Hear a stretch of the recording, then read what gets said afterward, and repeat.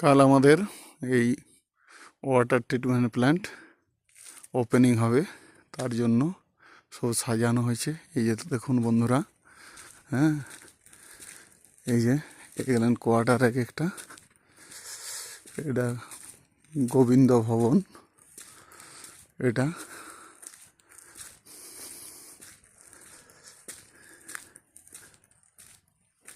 এটা বুদ্ধেশ্বর ভবন,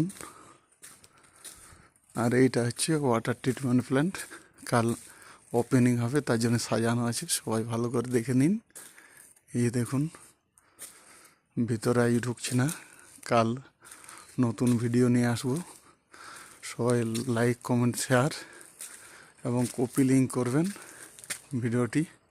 এই যে দেখুন, এই যে এই যে ওকে, রাখছি, ধন্যবাদ।